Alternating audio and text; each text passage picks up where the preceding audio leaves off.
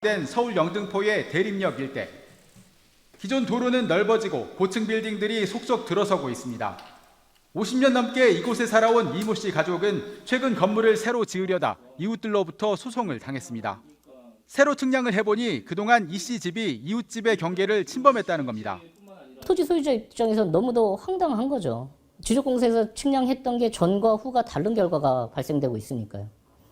50년 넘게 서 있던 벽을 허물고 이웃들에게 수천만 원씩을 배상하는 것으로 끝나는 듯했던 사건은 또 다른 소송으로 이어졌습니다.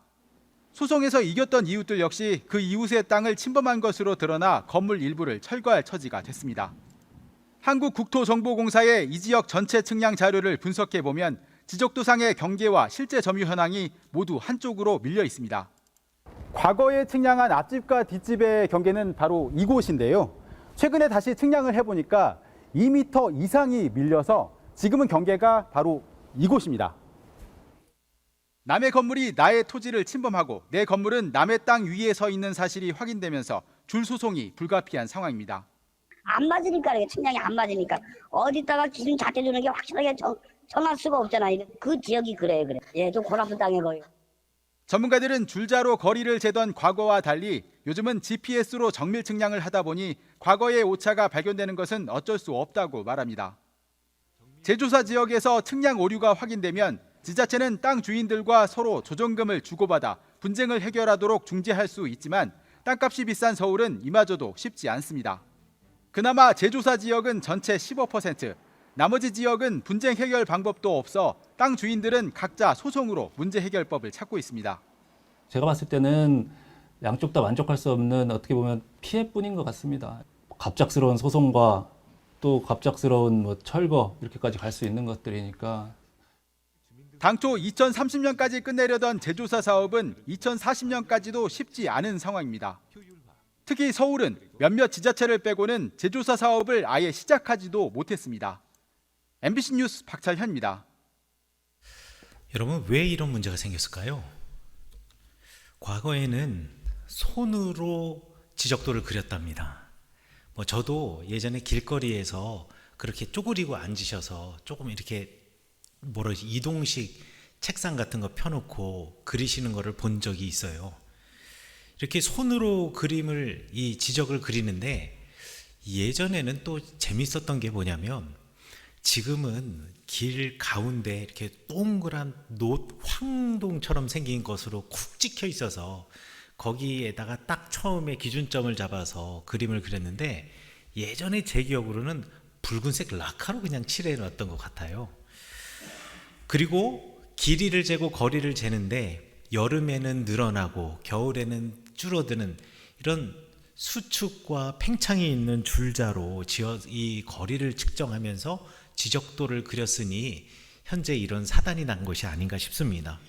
그런데 이제는 GPS라고 하는 정확한 측정 기술이 생겨갖고 측정 도구가 생기면서 과거의 기준이 그릇되었다라는 것을 이제서야 알게 되었기 때문에 이런 분쟁이 일어나기도 하고 이런 문제가 일어나는 게 아닌가 싶습니다. 영상에 나와 있는 것처럼 그렇게 새로운 기준으로 하다 보니 도미노처럼 옆으로 가는 건물들이 다 밀려나가지고 다 불법 건물이 되는 거지요. 그런데 잘 보면 우리 삶도 마찬가지인 것 같습니다. 우리 인생의 기준이 제대로 서고 정확하게 서야 하는데 이것이 정확하게 서지 않으면요 도미노처럼 무너지는 거예요. 이렇게 도미노처럼 무너지는 인생이 되지 않기 위해서 우리가 써야 할 GPS가 무엇이냐? 저는 이것이 하나님의 말씀이고 예수 그리스도의 복음이라고 믿습니다. 이러한 GPS, 하나님의 말씀과 예수 그리스도의 복음이 우리 가운데 있으니 여러분, 우리 인생을 그 기준에 맞추어서 새로 만들어 가야 합니다. 새로 만들어 갈 때에는 사실 우리 인생이 막 무너지는 그 슬픔, 그리고 그 고난, 고통, 그리고 그 안에서 온갖 소란과 요동이 있을 수밖에 없습니다. 그렇지요. 처음에 잘못 세워졌던 기준을 새로 고쳐가니까. 그런데 그거 지금 알았을 때 빨리 하지 않으면 안 됩니다. 시간이 더 지체돼서 또 다른 건물이 그 기준으로 세워질수록 우리 인생은요, 걷잡을 수 없는 나락으로 떨어질 수밖에 없기 때문에 그렇지요. 오늘 본문 말씀은 그 GPS, 하나님의 말씀, 예수 그리스도의 복음을 가지고 살아가는 하나님의 백성들이 어떻게 살아가야 하는가를 알려주는 본문입니다. 우리 성경에 보면 예수님이 광야로 나가시는 이야기로 시작이 되는데요. 성경에 보면 이렇게 광야로 나갔던 사람들이 꽤나 많이 있었습니다. 그 중에 대표적인 어떤 예라고 할까요? 출애굽한 이스라엘 백성들이 가장 대표적인 예가 될 수 있겠고, 또 예수님께서 사탄과 서로 대화하시면서 이 출애굽의 이야기를 하셨습니다. 사람들은 광야에서, 이 출애굽한 사람들은 광야에서 큰 위기들을 맞이했습니다. 이들이 맞이했던 첫 번째 위기가 무엇이냐면 먹을거리의 문제였고, 그 다음에 두 번째 문제는 물의 문제였고, 세 번째는 누구를 쫓고 누구를 따를 것인가의 문제였습니다. 광야에 나갔거든요. 홍해 바다를 건너고 광야에 나갔는데 먹을 게 없는 거예요. 사람이 아무리 이집트 땅에 강제 노역이 힘들어서 그것을 탈출하여서 나왔다 손치더라도 먹고는 살아야 하지 않겠습니까? 그래서 하나님께서 불평하는 그들에게 만나를 주셨고, 또 먹을 것만 있으면 뭐 하겠습니까? 마실 것이 있어야죠. 아무리 좋은 집, 멋진 건물, 좋은 차, 그리고 좋은 직장을 가지고 있어도 나에게 오늘 마실 물이 없다고 한다면 어떻게 살아갈 수가 있겠습니까? 그래서 마사 또는 무리바 또는 르비딤이라고 불려지는 그곳에서 사람들은 하나님이 과연 정말 계신 분이냐, 하나님이 정말 살아계신 분이라면 왜 우리를 출애굽해서 이렇게 놔두었는가라고 하나님을 시험하고, 하나님은 그들에게 물을 주심으로 그 시험한 사람들을 오히려 징벌하십니다. 또 금송아지의 문제가 그들 가운데 벌어지게 되죠. 모세가 시내산 위에 올라가거든요. 그곳에서 하나님의 율법을 받습니다. 하나님의 말씀을 받는데 40일이 되도록 모세가 내려오질 않는 거예요. 출애굽할 때 우리의 리더가 모세였는데 그 모세가 내려오지 않으니 이제 모세를 대신할, 그리고 모세가 말한 그 하나님을 대신할 그 무언가가 필요했던 겁니다. 사람들은 그들을 출애굽시킨 것이 여호와 하나님이 아니라 눈에 보이는 모세라고 생각했던 것, 그것이 가장 큰 패착이었죠. 그래서 그들은 광야에서 이런 대표적인 세 번의 큰 위기를 맞이합니다. 자, 그런데 이렇게 이야기를 하다 보면 여러분 중에서 이런 질문을 가질 수가 있습니다. 그런데 이상하다. 하나님의 백성이라면 당연히 이런 문제가 없어야 되는 거 아니야? 아니, 내가 나오고자 해서 나온 것도 있지만 하나님께서 출애굽시켜서 우리를 이 자리에 이끌었다면 그러면 왜 우리 인생에 시험과 곤란이 있는 거지? 아니, 하나님이 이끌어 주셨고 하나님이 출애굽시켰으면, 아니, 이 사람들은 계속 꽃길만 걸어가야 할 것 같은데 왜 이런 사람들에게 먹을 거리의 문제, 마실 것의 문제, 그리고 리더의 부재의 문제들이 생기는 거지? 여러분들 이런 질문 해보신 적 없으실까요? 예수님의 경우도 사실 마찬가지입니다. 오늘 성경 말씀의 배경은 어떤 거냐면, 우리 지난주 생각해 보시면요, 예수님께서 세례 요한에게 세례를 받으시러 광야로 나가셔서 그곳 요단강에서 세례를 받으셨습니다. 자, 세례를 받을 때 하늘의 문이 열리고, 하늘이 열리고 그곳에서 성령님이 비둘기처럼 우리 예수님 위에 임하셨고, 하늘에서는 이는 내 사랑하는 아들이요 내 기뻐하는 자다라고 축복해 주셨습니다. 하나님이 직접. 야, 이거 얼마나 영광스러운 일입니까? 그러면 예수님께서 세례도 받으셨고 성령도 받으셨고 그리고 하나님의 음성도 받으셨는데, 그러고 난 다음에 예수님의 길은 그야말로 꽃길이어야 합니다. 그 요단강에서 낙원으로 예수님을 인도하고, 그리고 그 낙원에 계신 예수님께서 사람들에게 이리 오라 이리 오라 뭐 이렇게 얘기해야 될 것 같은데, 얘기는 뭐 이렇게 진행이 돼야 될 것 같은데, 예수님께서 성령을 받으시고 세례를 받으시고 난 다음 곧 어떻게 되었느냐? 사탄을 만납니다. 그리고 그 사탄에 이끌려서 광야로 나갑니다. 이거 진짜 난감합니다. 왜 이러실까요? 우리 하나님께서. 왜 하나님께서는 예수님을 광야로 내모셨을까요? 광야와 요단강은 너무나 극명하게 대조되는 장소 아니겠습니까? 요단강은요, 물이 풍부하고 요단강 주변에 갈대숲이 가득 차 있고요. 그 주변에 나무들이 있습니다. 여러분, 광야에는 나무들이 그렇게 많지 않아요. 그런데 요단강 주변에는요, 잎이 넙덕넙덕한 무화과 나무들이 그렇게 많이 있었어요. 왜냐하면 광야에는 잎이 넓은 나무가 살 수가 없습니다. 수분이 증발이 되니까 나무가 금방 죽어버리거든요. 자, 그런데 요단강 강가에는 물이 풍부하다 보니까 뭐 증발되는 건 증발되는 거고, 나뭇잎이 널찍널찍하고 큰 나뭇잎이 있으면서 열매를 맺는 거예요. 이렇게 풍부하고 풍족한 곳, 그리고 요단강 옆에 여리고라고 하는 큰 성이 있는데, 그 마을은요, 별명이 종려나무 성읍입니다. 그러니까 그 나무는 종려나무 농사도 많이 지을 뿐더러 종려나무가 빼곡히 들어선 곳이라는 거죠. 종려나무는요, 고대 사회의 풍요의 상징이었습니다. 종려나무 열매는 어느 하나가 버릴 데가 없는 나무거든요. 인류 역사상 그래서 가장 오래된 도시 중에 하나인 여리고가 바로 그 요단강가에 세워진 도시입니다. 그러니 이 요단강 하면은 굳이 색깔로 비유하자면 아주 풍성한 초록색, 아주 새싹처럼 밝은 초록색과 아주 짙은 초록색들이 막 어울려져 있는 이런 초록색이 요단강가라고 한다면, 광야는 전혀 다른 색깔입니다.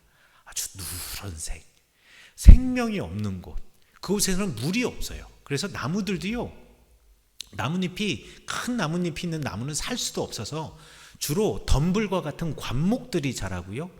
나무라고 하면은 자랄 수 있는 나무가 아주 제한되어 있습니다. 가장 대표적인 나무는 시띠나무, 그러니까 아카시아 나무가 되겠는데요.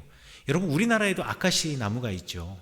우리나라에 있는 이 아카시 나무 보면 나뭇잎 하나가 한 500원짜리 동전 하나 정도 크기가 되는데, 광야에 있는 그 아카시아 나무는요, 그 이파리가 길이가 한 1mm에서 2mm 정도? 이게 멀리서 보면 이게 나뭇잎인지 아닌지도 모르고요. 가까이서 봐야지 에게 이래? 이런 정도의 크기. 이게 아카시아 나무의 잎의 크기예요. 그리고 그나마 그 잎도 따먹으려고 하는 광야의 초식동물이 있잖아요.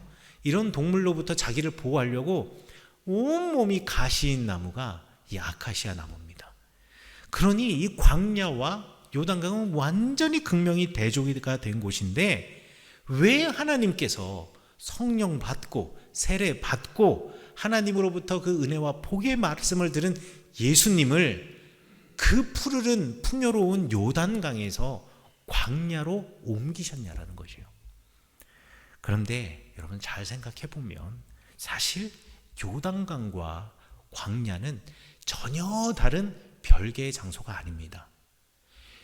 유대 광야라는 커다란 광야 한 가운데를 지나가고 흐르는 강이 요단강이에요. 그러니까 요단강이 곧 광야이고, 광야에 요단강이 있는 겁니다. 우리의 삶이 그렇지요. 여러분, 우리의 삶이 꼭 이것과 똑같습니다. 우리의 삶은 요단강과 광야가 공존하는 곳입니다. 여러분의 인생이 다 요단강은 아니에요. 여러분의 인생이 전부 다 광야는 아닙니다. 광야 같은 인생 속에서도 요단강이 흐르고요. 요단강을 벗어나기만 하면 광야인 것이 우리의 인생인 것이죠. 아마 그래서 하나님께서는 예수님을 요단강에서 광야로 옮기시면서 이게 바로 우리의 인생이다라는 것을 알려주시는 것이 아닌가 합니다. 또한 하나님께서는 예수님께서 이 시험의 이야기를 통해서 성령을 받고 이 땅을 살아가는 성도들, 세례를 받고 성령을 받고 예배자가 되어서 이곳에서 예배를 드리고 있는 우리 성도들, 예수님을 알고 하나님을 알았으니까 이제 그의 인생이 탄탄대로를 걸을 거라고 생각하는 우리들에게, 아니야, 그렇지 않아.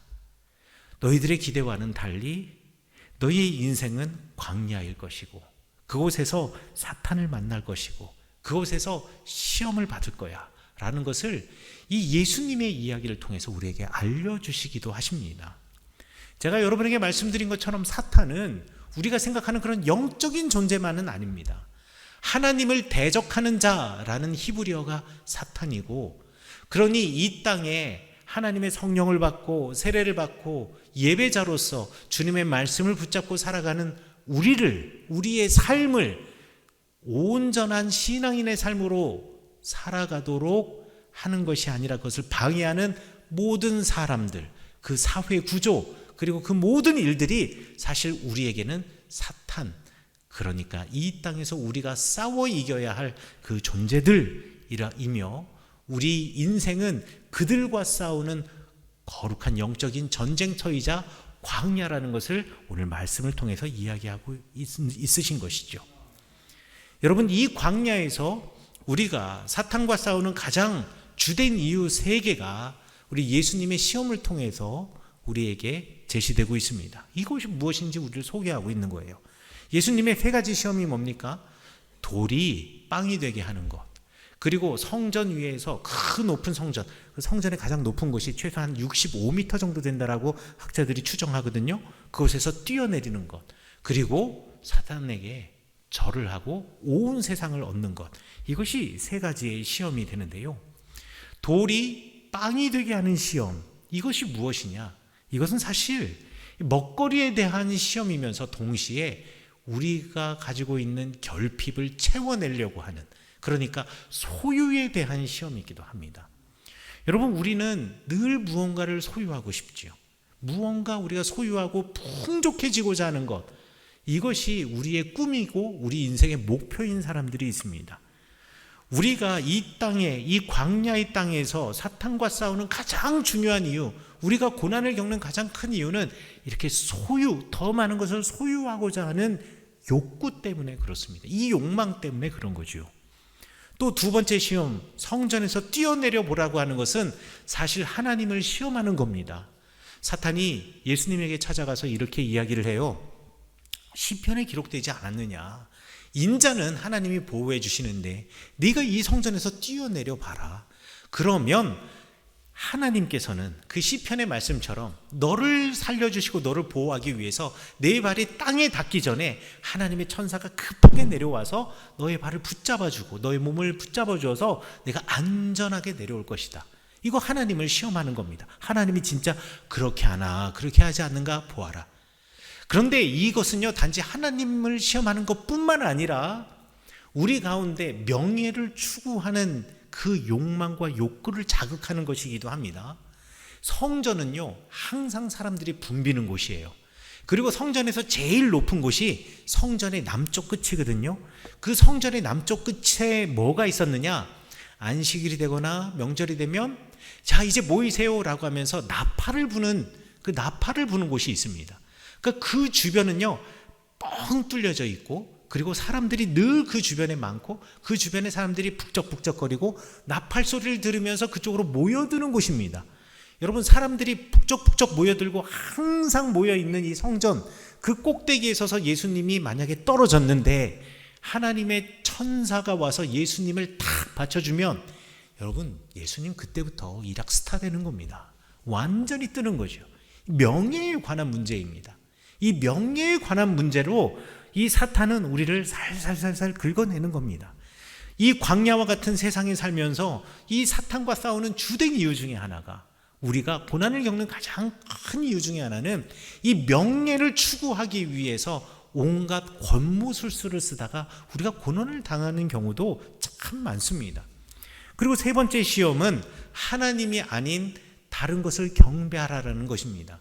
예수님께서는 아니다, 오직 하나님만, 오직 주 너희 하나님만 경배하고 그분만을 섬겨야 한다라는 신명기 6장의 말씀을 인용하면서 이 시험을 이기시는데요, 사실 이것은 하나님 아닌 다른 것, 그 다른 것이 무엇이냐?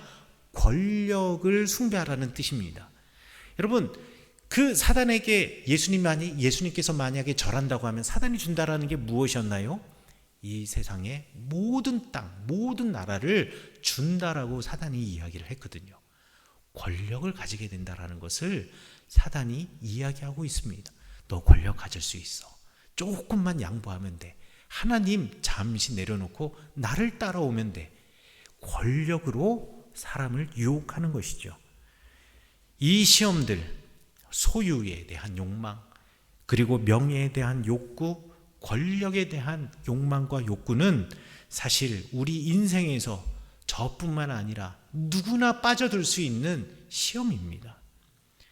그럼 사람들은 왜 이런 시험에 빠져들을까요? 이 시험이 바로 우리가 이 시험을, 이 욕망을 쫓아가는 것이 우리의 본성이기 때문에 그렇습니다. 그러면 이 본성을 우리가 어떻게, 이 욕망을 어떻게 우리가 꺾어낼 수 있을까요? 일반적으로 우리가 생각하기를 고매한 품성, 이성이 만들어낸, 교육이 만들어낸 고매한 품성, 이 이성이 이러한 욕망이라고 말하는 본성을 이길 수 있다라고 사람들이 생각을 했습니다. 그래서 많은 철학자들이, 특별히 헤겔이라든가 칸트라든가 이런 사람들은 인간의 이성을 매우 낙관적으로 보았고요. 이런 이성적인 인간이야말로 인간의 본능적인 욕구를 누르고 참된 사회의 리더가 될 수 있고, 이성적인 인간이야말로 진정 이 세상을 천국으로 만들 수 있을 것이다. 모두가 그렇게 생각을 했습니다. 그런데 독일의 철학자 쇼펜하우어라고 하는 철학자는 전혀 다른 이야기를 합니다. 쇼펜하우어는요, 욕망과 이성의 관계를 너무나 잘 설명해 준 우리 19세기 초반의 철학자인데요. 쇼펜하우어는 욕망은 이성을 이용하여서 욕망을 성취한다. 그러니까 욕망은요, 이성을 도구로 삼아서 자기를 성취하는 존재이고, 이성이 욕망을 이기는 것이 아니라 오히려 욕망이 이성을 이용한다라고 말했던 사람입니다. 그래서 이 사람이 했던 유명한 말이 무엇이냐? 욕망은 힘센 장님의 어깨 위에 올라탄 앞을 보는 절름발이다라고 이야기를 합니다. 여기서 힘센 장님은 누구냐? 이성이에요. 이성은 힘이 있습니다. 왜? 논리가 있고 합리가 있고 그에게는 뭔가 능력이 있어 보여요. 그런데 이 사람의 이 이성의 가장 큰 문제는 뭐냐? 앞을 못 봐요. 그러면 이 앞을 못 보는 이 사람이 한 걸음 앞으로 나가고 어떠한 목적지를 향해 가기 위해서는 이 사람에게 앞으로 가세요, 뒤로 가세요, 잠깐 서세요, 오른쪽으로 가세요, 왼쪽으로 가세요라고 말해줄 수 있는 존재가 있어야 되는데, 그 존재가 누구냐? 그 이성의 어깨 위에 올라탄, 그러니까 자기 발로는 한 걸음도 앞으로 나갈 수 없는 이 절름발이인 욕망이 그 어깨 위에 타고 있어서, 욕망이 이성에게 앞으로 가라, 서라, 뒤로 가라, 오른쪽으로 가라, 왼쪽으로 가라 이야기하고 말해주는 것이 우리 인간의 이성이라는 거예요. 사람이 높은 학력, 그리고 정말 높은 사회적인 지위, 좋은 학벌을 가지고 살아가고 있으면, 이런 것을 가지고 있으면 이 사람이 그 누구보다도 이성적이고, 누구보다도 합리적이고, 누구보다도 논리적이고, 누구보다도 똑똑하기 때문에, 누구보다도 고매한 품성을 가지고 누구보다도 더 고매하고 멋지게 살아갈 것 같은데, 여러분, 우리 살아가는 세상을 보십시오. 공부 많이 했고 권력을 가지고 있고 명예를 가지고 있고 사람들보다 뭔가 더 높은 자리에 있어서 존경받는 사람, 그 사람들은 그 지위와 그 자리를 이용해서 더 많은 부정과 부패를 행하고 있는 모습 여러분들 보시지 않습니까? 그러고 보면 이성이라는 것이, 내가 얼마나 알고 있고 얼마나 공부하고 있고 얼마나 논리적이고 얼마나 합리적인 사람이냐라고 하는 것이 절대로 한 인생을 온전한 길로 이끌어가지 못한다라는 것이 쇼펜하우어가 말하는 이 실존입니다. 이 인생을 보니, 아니, 이성이 본성을 누르고 이 본성을 제어하는 것이 아니라 오히려 이 본성의 욕망이 이성을 도구 삼아서 더 큰 욕망을 채우기 위해서 이 세상을 망가뜨리고 있구나라는 것을 쇼펜하우어가 본 것이요. 그러면 도대체 우리는 어떻게 살아가야 한다라는 것일까요?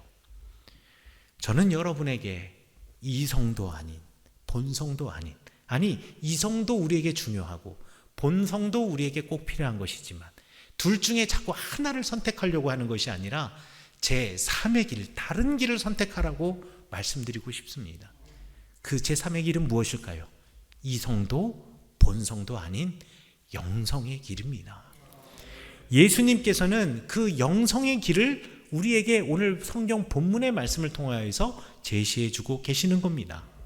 오늘 성경 말씀에서 사탄이 예수님을 찾아와서 이렇게 말합니다. 내가 만일 하나님의 아들이거든, 이렇게 이야기를 합니다.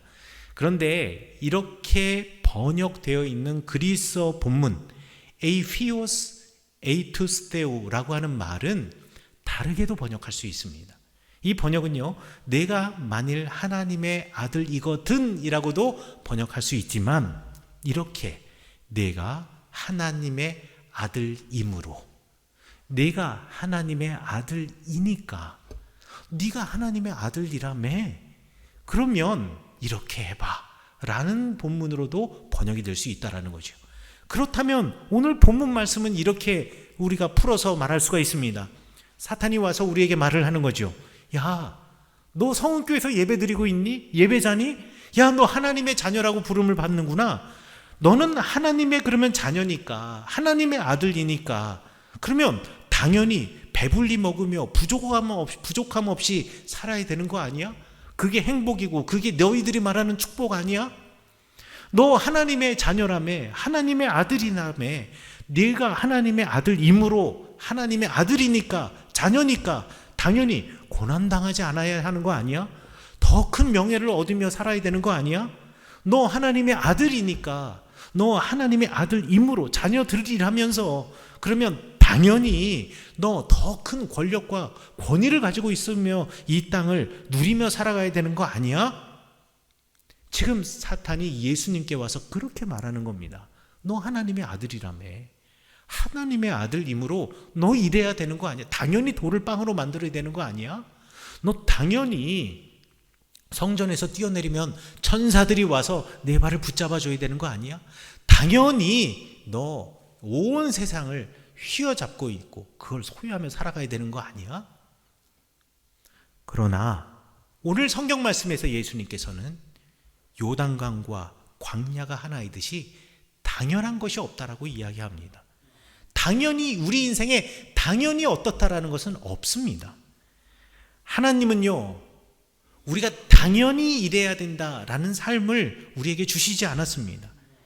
하나님은 그 세상을 살아가는 우리들에게 우리의 어떠함 때문에 우리를 받아주시고 안아주시는 것이 아니라 우리가 어떠할지라도 우리를 받아주시고 안아주시는 분이시다라는 것을 말씀하고 계십니다. 이것을 아는 것이 영성입니다. 내가 어떠하다라는 것을 인식하고 내가 어떠함까지도, 내가 어떠할지라도 나를 안아주시는 하나님께 나를 온전히 맡기고 던지는 것, 이것이 영성입니다. 그러니 우리 인생에서요, 우리가 하나님의 자녀이기 때문에, 우리가 성령을 받았기 때문에, 우리가 예배드리는 예배자이므로 당연히 배불러야 한다라는 것 없습니다. 그렇지 않습니다.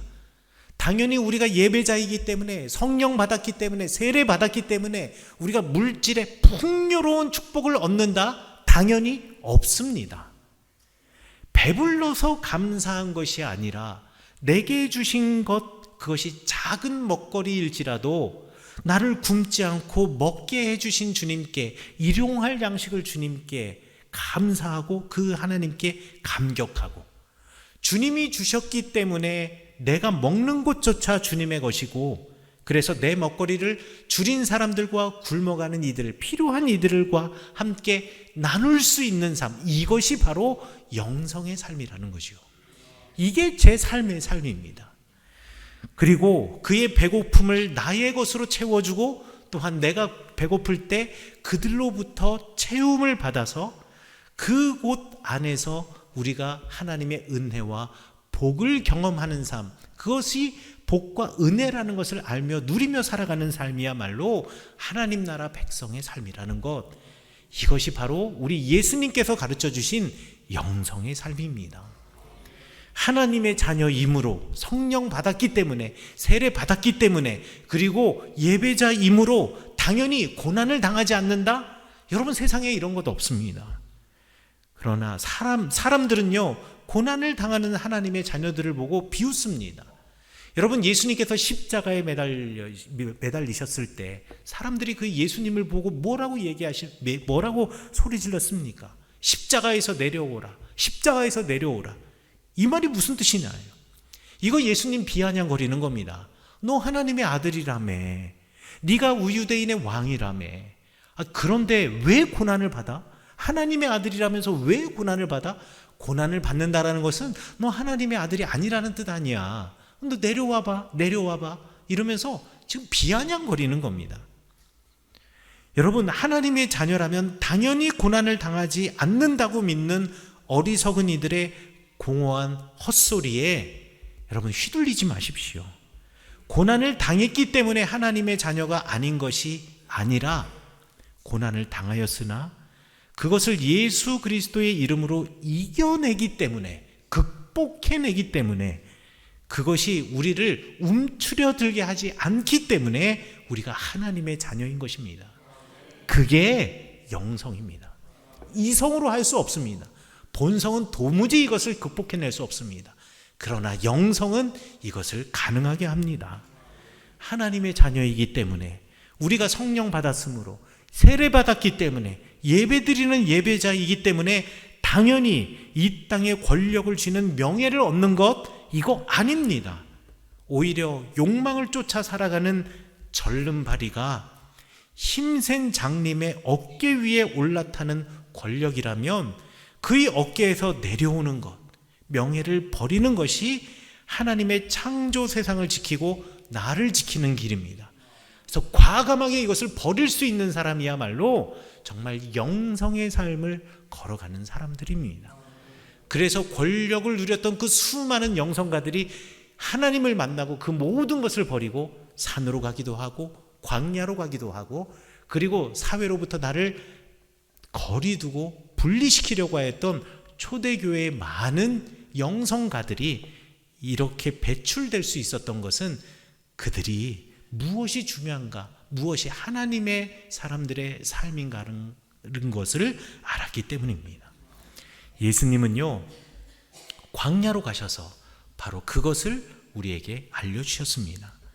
사랑하는 성읍교회 성도 여러분, 본성과 욕망 그리고 이성을 넘어서 영성의 길을 걸어가시는 여러분 되시기를 간절히 축원합니다. 그래서 사탄과 싸우는 이 세상, 여러분 사탄과 싸울 수밖에 없습니다. 왜 그런지 아십니까? 여러분은 그동안 과거 여러분들이 그렸던 선, 기준선과 줄자가 아니라 하나님의 말씀, 예수 그리스도의 복음이라는 GPS를 찍어서 여러분의 인생이 그릇되었다라는 것을 알았기 때문에, 그리고 그들이 말하는 삶이 온전하고 바른 삶, 올바른 기준에 근거한 삶이 아니라는 것을 알았기 때문에 우리는 온전한 기준선을 따라 내 인생을 고쳐나가는 삶을 살아야 하기 때문에 이 세상에서 그 기준선을 거부하는 사탄과 싸우는 영적 전쟁터일 수밖에 없고 그들과 싸울 수밖에 없습니다. 이 하나님을 대적하는 사람, 이 하나님을 대적하는 이 사회의 구조, 그리고 사람들의 생각, 이념과 신념, 그리고 하나님을 대적하는 이 수많은 일들, 이 영적 전쟁터에서 싸워 이기시되 우리가 어떠할지라도 우리를 안아주시고 받아주시고 그리고 하나님께서 품어주시는 그 자녀 되어서 광야의 길에서 예수님께서 가르쳐주신 참 영성의 지팡이를 짚고 걸어가시는 여러분 되시기를 간절히 축원합니다.